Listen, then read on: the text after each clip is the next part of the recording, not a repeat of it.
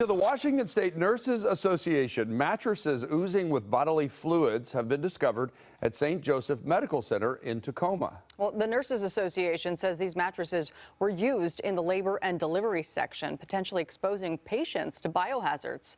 When we asked the hospital about these beds, they didn't deny it, only saying the beds are no longer used. Fox 13's Nia Wong obtained the complaint to the Department of Health, which suggests a delay in discovering how many beds were a threat. Nia, what can you tell us? I not only have the complaint, I've got the videos. And it's one thing to hear about oozing mattresses, it's a whole nother to see them. We do have to warn you, what you're about to watch is graphic. Imagine lying on a hospital bed with this happening.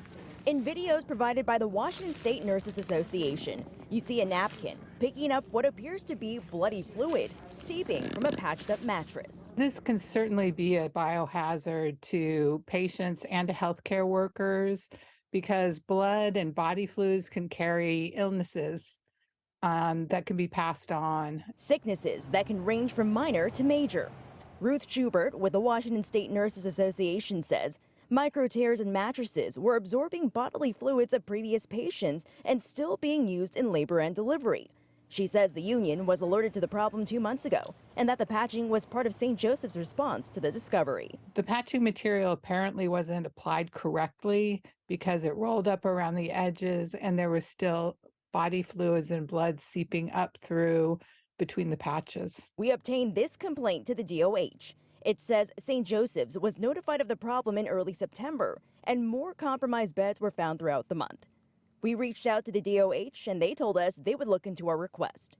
In a statement from St. Joseph's Medical Center, they say compromised beds are immediately taken out of commission and are not used for patient care. What St. Joe said may be their ideal, but it is certainly not what happened here. It took 2 months to get this problem resolved, and that's just too long. The hospital told us there's been a backlog in ordering new mattresses. Schubert says supply chain issues aren't enough of an answer. And since these oozing mattresses weren't found through routine maintenance, Schubert says there needs to be a better system for identifying these problems. Ultimately, it is the responsibility of the hospital to maintain a safe environment for their patients and for their healthcare workers, and this wasn't resolved quickly enough. The next time you're in a hospital, the Nurses Association suggests you might want to take a Kleenex and pat down that hospital bed. If you experience this, I would advise them to contact the nurse and ask that it be removed and that they are placed in a different bed.